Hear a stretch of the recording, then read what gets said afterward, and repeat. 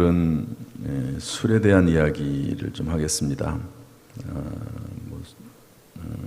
제목은 이렇게 했습니다. 술 가볍게 한 잔 정도는 괜찮은 건가요?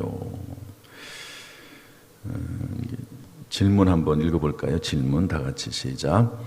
술에 관한 질문입니다. 교회 공동체원과 사적인 자리에서 만났을 때 가볍게 한 잔 정도는 마셔도 괜찮은 건가요? 이제 이런 질문을 하면 안 된다고 그렇게 말씀하는 분도 있고 그 정도야 뭐 괜찮지 이러는 분도 있을 것입니다. 원론적인 말씀을 쭉 오늘 좀 해나가도록 하고 구체적인 답변이 되지는 않을지도 모르겠지만 스스로 잘 판단하면 어떻게 해야 되는지를 느낄 거라고 생각이 됩니다. 먼저 술도 아디아포라에 속한다, 그 범주에 속한다 하는 것을 기억해야 됩니다. 술 자체는 중립이죠. 술 자체. 예를 들어서 우상 제물로 바쳤던 고기, 예를 들어서 우리 제사 지내고 남는 음식 먹어야 될까요? 말아야 될까요? 깨림직하고 그거 먹으면 안 되지 이렇게 생각하는 분도 있지만 사도 바울은 나는 그런 거 먹을 수 있다. 그게 뭐 문제냐? 다 똑같은 음식인데 이런 것처럼 아디아포라의 영역에 속한다는 것이죠. 따라서 술을 한두 잔 마시는 것으로 인해서 다른 사람을 너무 이렇게 정죄라는 게 뭐죠? 죄가 있다고 딱 못 받는 거예요. 저 사람 교회 다니면서 술 먹네. 많이 먹는 것도 아니고 한두 잔 이렇게 어떤 특별한 자리에서 먹는 걸 보고 저 사람 아주 몹쓸 사람이라고 이렇게 정죄하는 것들은 금해야 되지 않을까. 그렇지만 그럼에도 불구하고 다른 교인들에게 시험거리가 된다면 스스로 절제하는 것이 성경의 가르침이다 하는 것이죠. 고린도전서 8장 12절 13절 말씀 한번 읽어보겠습니다. 다 같이 시작. 이같이 너희가 형제에게 죄를 지어 그 약한 양심을 상하게 하는 것이 곧 그리스도에게 죄를 짓는 것이니라. 그러므로 만일 음식이 내 형제를 실족하게 한다면 나는 영원히 고기를 먹지 아니하여 내 형제를 실족하지 않게 하리라. 음식이든 뭐가 됐든지 간에 내가 이 일을 행함으로 다른 사람에게 실족하게 된다면 안 하겠다는 거죠. 여기에 관련해서 몇몇 분들이 좀 말씀을 한 내용이 있는데 이 패트 로버트슨이라고 하는 분은 이렇게 얘기했습니다. 성경은 포도주나 맥주 한 잔, 저녁 때 칵테일 한 잔이 죄라고는 말하지 않는다. 술 취하는 것은 성경이 금하는 죄지만 술 한 잔 먹는 것은 그리 나쁜 것이 아니다. 이렇게 썼습니다. 김진환 목사님은 이렇게 말했습니다. 신자가 술을 한 잔, 두 잔 정도 먹었다고 지옥에 가는 것은 아니다. 그러나 이 술이 경건한 신앙생활에 덕이 못 되기 때문에 기독교에서는 금주하는 것이다. 이렇게 말씀을 했어요. 제가 존경하는 목사님 중에 한 분, 옥하는 목사님이 계십니다. 제가 이분의 설교를 많이 들어왔고, 또 제가 한 서너 분 정도 제가 잘 듣는 설교자가 있거든요. 이분이 설교 중에 이런 얘기를 하시더라고요. 옥하는 목사님 다 아시죠? 돌아가셨죠. 이분이 워낙 유명한 분이고, 또 존경받는 분이고, 그러신데, 이분은 삼계탕 집에 가면 이제 어떤 삼계탕 집에서는 인삼주가 나옵니다. 그런 집에 가보셨는지 모르겠는데, 그러면 이분은 이렇게 인삼주가 나오면 주변을 둘러본데 이렇게 둘러봐서 성도들이 없으면, 근데 이분이야 워낙 큰 교회니까 서울에 또 그리고 이분을 모르는 분들이 없을 겁니다. 웬만큼 신앙생활하고 그러려면 어쨌든 주변을 둘러봐서 아는 사람이 없고 성도들이 없으면 그 인삼주를 드신대요.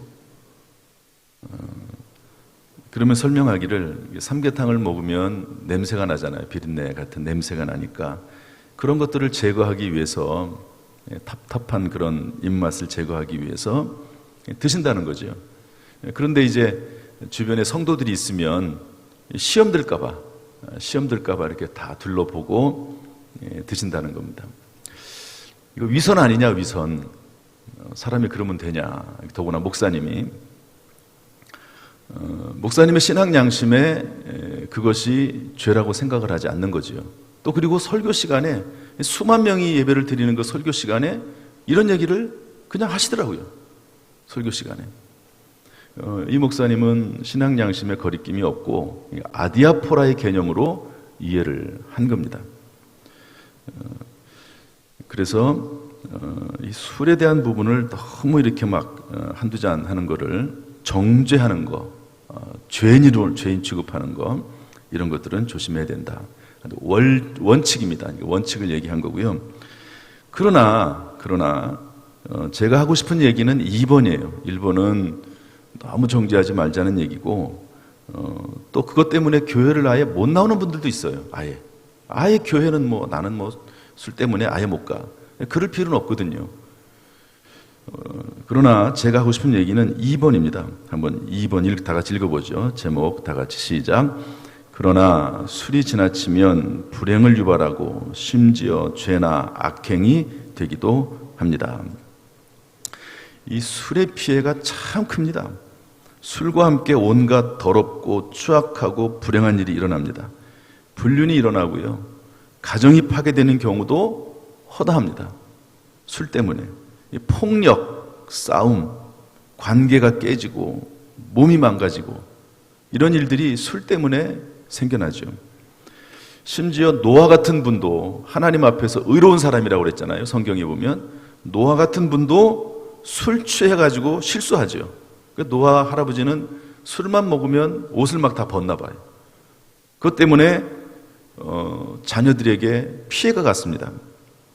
둘째 아들은 나중에 자기가 그렇게 했다는 것을 소문낸 그 둘째 아들을 저주하지 않습니까? 어쨌든 술 때문에 생긴 일이에요. 술 때문에. 그래서 술 취하는 일은 정말 금해하고 사실은 처음부터 술을 배우지 않는 것이 지혜입니다. 한번 따라합시다. 술 취하지 말아야 한다. 처음부터 술을 배우지 않는 것이 지혜다 하는 거죠. 우리 창세기 9장 24절 25절 읽어보겠습니다. 다 같이 시작. 노아가 술이 깨어 그의 작은 아들이 자기에게 행한 일을 알고 이에 이르되 가나안은 저주를 받아 그의 형제의 종들의 종이 되기를 원하노라. 아들인데 너무 괘씸해가지고 사실 실수는 자기가 했는데 너무 괘씸해가지고 둘째 아들을 저주하는 거죠. 어떻게 하겠습니까? 또 부모가 저주를 하니까 또 그 저주한 대로 또 그대로 이루어지지 않습니까? 탈무드에 보면 사탄이 술을 만들 때 짐승의 피를 섞었다고 그래요. 탈무드가 지혜의 책이죠. 실제라기보다도 현상을 보고 이야기를 만들어낸 겁니다. 첫 번째, 양의 피를 넣었다. 사자의 피, 돼지의 피, 원숭이의 피. 처음에는 술을 먹으면 그냥 사람이 온순해져요. 그런데 조금 지나면 사자처럼 돼가지고 폭력을 행하고 그 다음에는 돼지처럼 되는 거죠. 막 길거리 지나가다가 아무데나 소변을 놓고 그리고 결국에는 원숭이의 피, 원숭이처럼 사람들의 조롱거리가 되는 것이 술이다. 제가 목회 중 제가 몇 번 얘기했지만 처음으로 상담하면서 그러면 이혼하시죠. 도저히 못 살겠네요. 그런 적이 있습니다.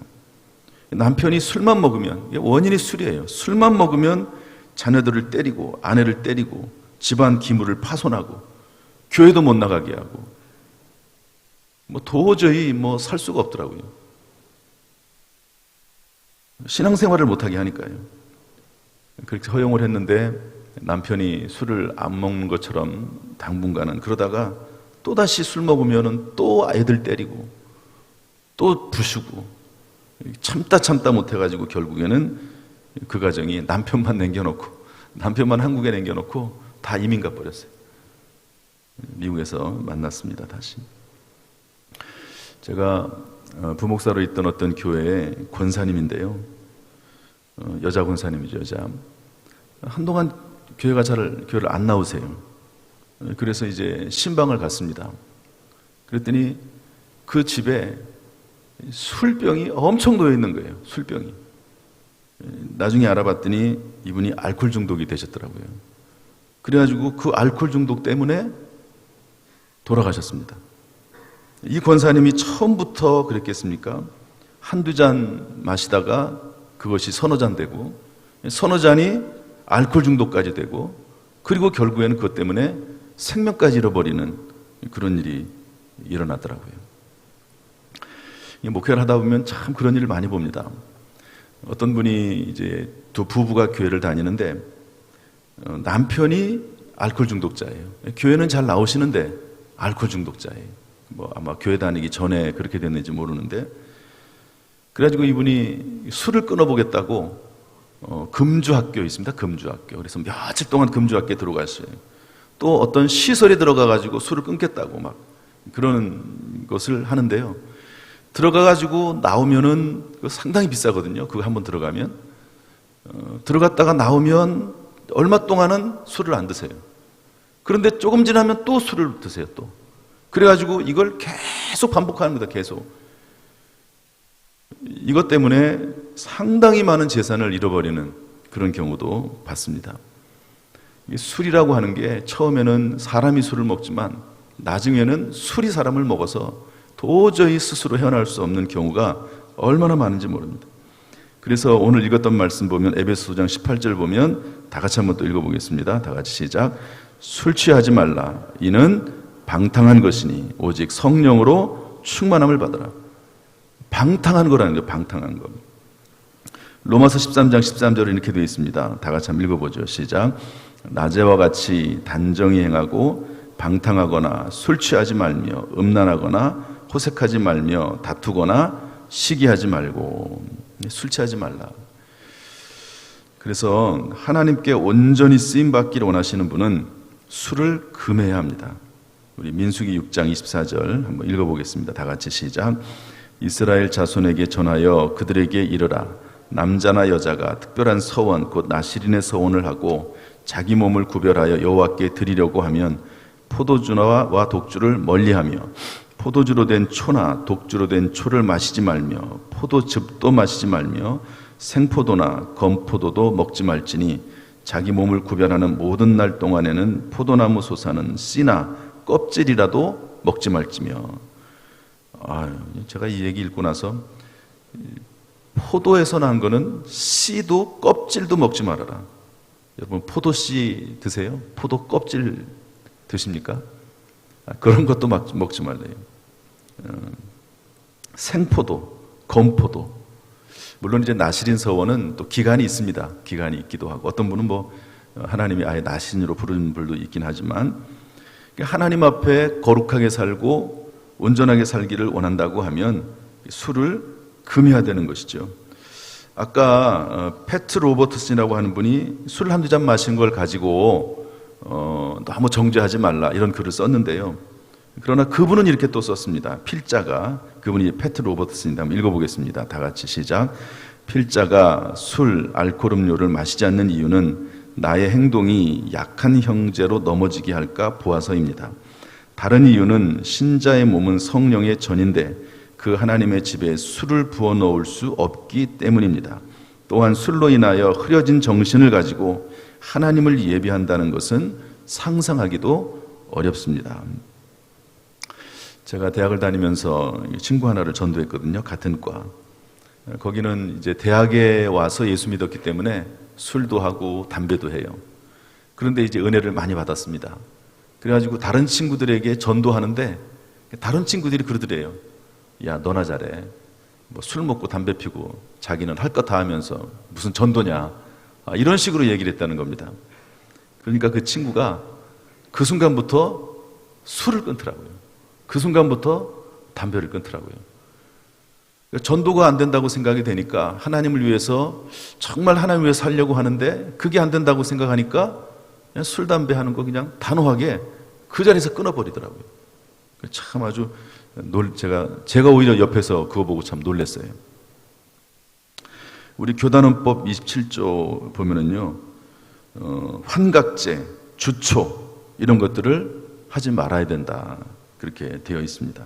더욱이 교회 중직자라고 하면서 또 중직자가 되길 희망하면서 술을 한다, 공공연히. 우리 교회 스스로도 그렇지만 불신자들도, 예수 믿는 사람들은 술 안 먹는다고 생각을 해요. 그렇잖아요? 불신자들도. 그런 상황이 한국 상황입니다. 그런데 공공연히 주초를 한다. 그러면 불신자들이 존경하겠습니까? 교회의 부흥을 막고 하나님의 영광을 가리는 일이죠. 새신자들이나 이런 분들이 교회 나오는데 방해가 되니까 제가 술 문제를 너무 정지하지 말라, 이런 차원으로 말씀드리는 거지, 한국 교회의 상황이 술, 담배 그렇게 자유롭지 않습니다. 네 번째, 마지막으로 따라서 합시다. 성령에 취하면 술에서 해방될 수 있습니다. 술 취하지 말라, 방탕한 것인데 오직 성령으로 충만함을 받으라. 그러면 술 취하면서 해방되지요. 어거스틴이라는 사람이 방탕한 사람 아닙니까? 그런데 말씀 듣는 순간 성령이 임했어요.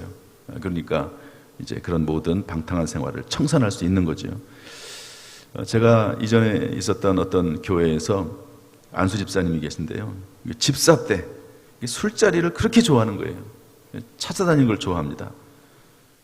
이분은 술 먹으면서 얼굴이 벌개져가지고 음담패설하는 걸 좋아. 여러분 술 먹으면 뭐 별일이 다 있지 않겠습니까? 아까도 말했듯이. 음담패설하고 또 그 외에는 말 못할 그런 일들이 또 생기는 거죠. 그런데 이분이 어떻게 성령을 받았습니다. 성령을. 그랬더니 술자리가 싫어지는 거예요. 그러면서 하시는 말씀이, 제가 직접 들은 얘기인데, 내가 왜 그런 자리를 좋아했을까? 도대체 이해가 안 된다는 거예요. 성령 받고 나서 되돌아보니까 도대체 그렇게 술 먹는 자리를 내가 왜 좋아했을까?